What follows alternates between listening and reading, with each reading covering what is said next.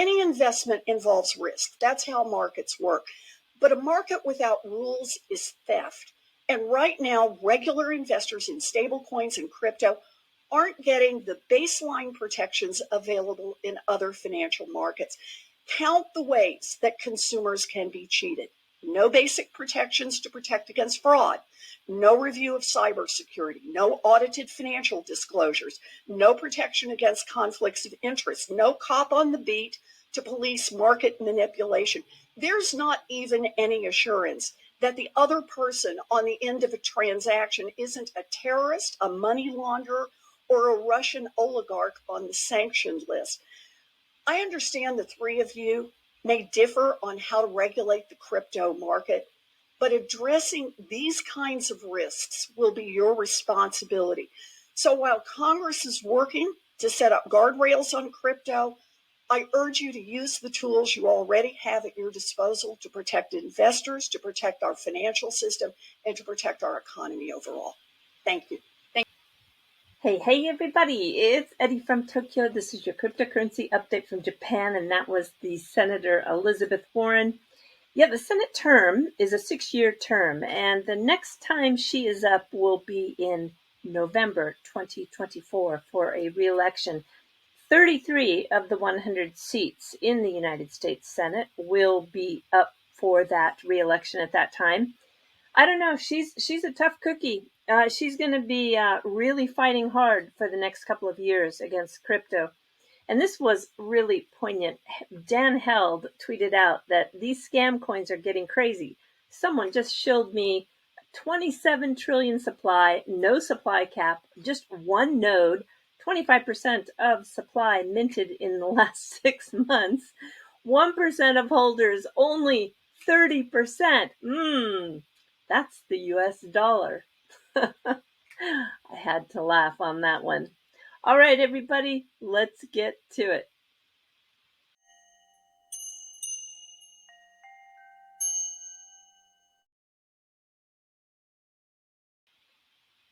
On this day where the market is going sideways, Attorney John Deaton has filed a request to provide a brief regarding the opinion of an SEC expert. This expert has been an expert before for the SEC. We're going to just dive into that a little bit because I think it deserves some attention.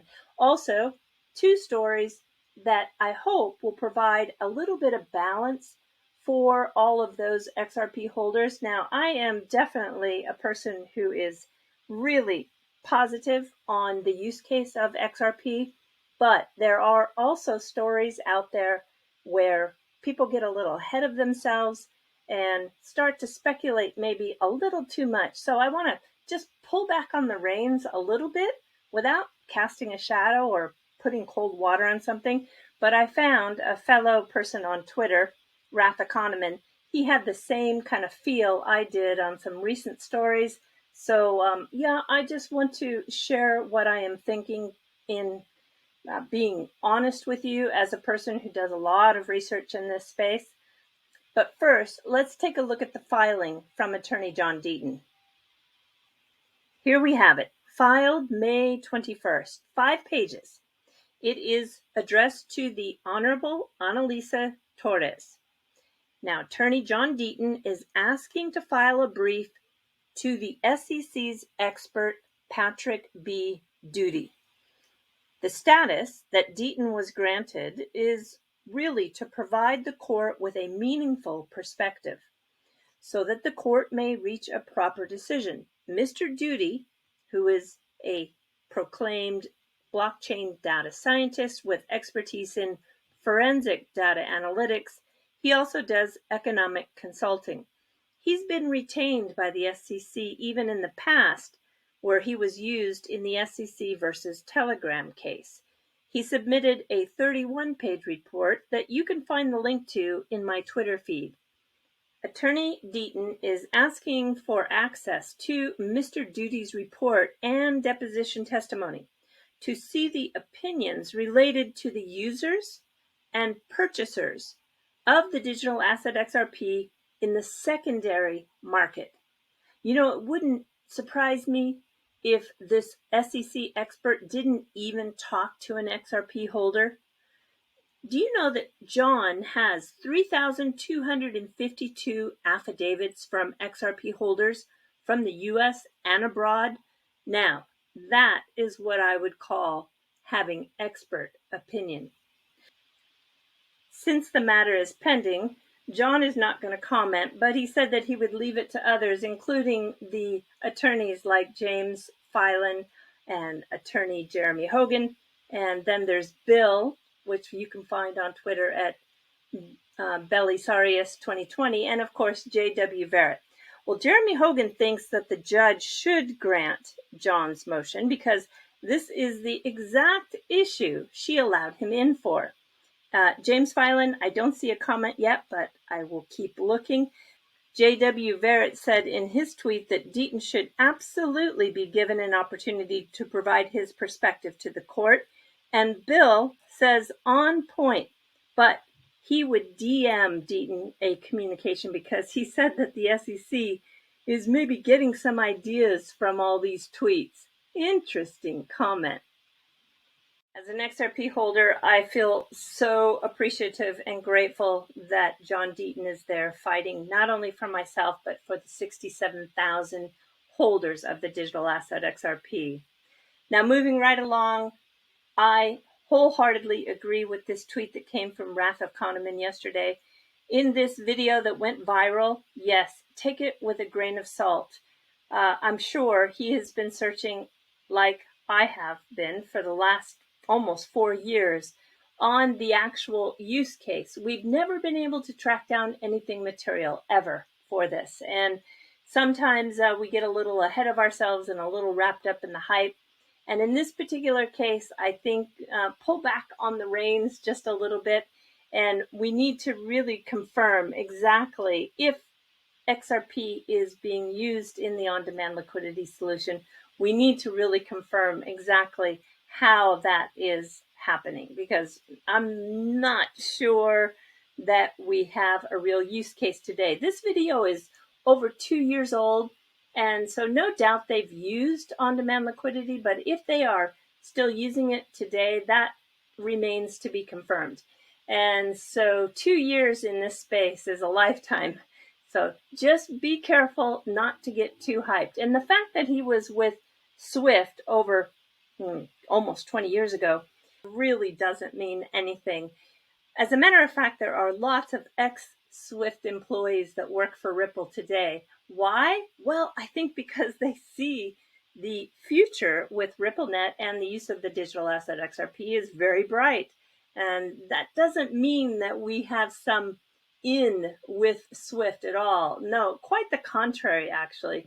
If you are paying attention, Swift is really threatened, and they are threatened not by crypto, but they are threatened by the use of the CBDCs. Have a listen. What does it mean for Swift? Are we going to see CBDC platforms, if you like, hooking up with each other? Yeah, the elephant in the room, or the multiple elephants in the room, I suppose.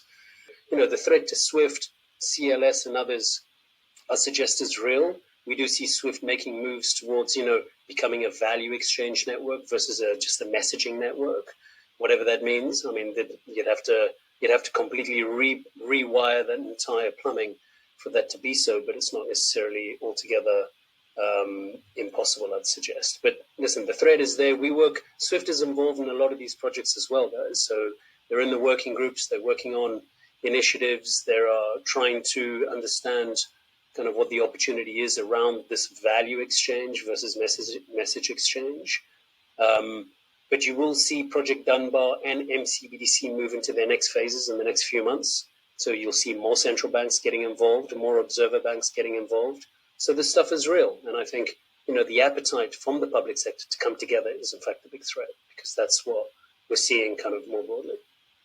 Swift is working with Amazon managed blockchain. That was announced in March. They're also working with Accenture for more than a year, trying to figure out how to interact with these CBDCs. They also have a project with MIT. The race is on, and Swift-enabled payments over the course of decades is coming to an end. They are fighting back, and they have not found their rightful place in this changing environment. So my final point today is in reference to the article that was published yesterday with new experiments paving the way for international payments using CBDCs, with the announcement that SWIFT would work in collaboration with Capgemini. Capgemini is a Ripple partner, and I don't think you can make any assumptions that this has anything to do with Ripple or the digital asset XRP. For a cooperative founded in 1973 by 239 banks from 15 countries, these messages sent via the system to instruct participating banks to debit and credit customer accounts in fiat currencies has been really turned upside down. It's been turned upside down with this new technology. If you have an opinion or a thought, I'd love to read it in the comment section. For now, let's jump to the fluff. Today's fluff story really illustrates how quickly we are changing in this world of technology. In Sendai, which is a little north of Tokyo, there was temporarily some confusion with a report of a man with a knife. It happened on Thursday around 1:30 in the afternoon when a teenage woman called 110, that's our 911, on the street and said that she saw a man with something like a knife. Many police officers rushed to the scene and they found that it wasn't a knife. In fact, it was, let me show you. It was a flip phone. You can see how fast technology has changed. Everybody now has a smartphone. I'm sure there's still some flip phones out there, but for her, it looked like a knife. All right, everybody, do take care. Sayonara for now. Bye-bye.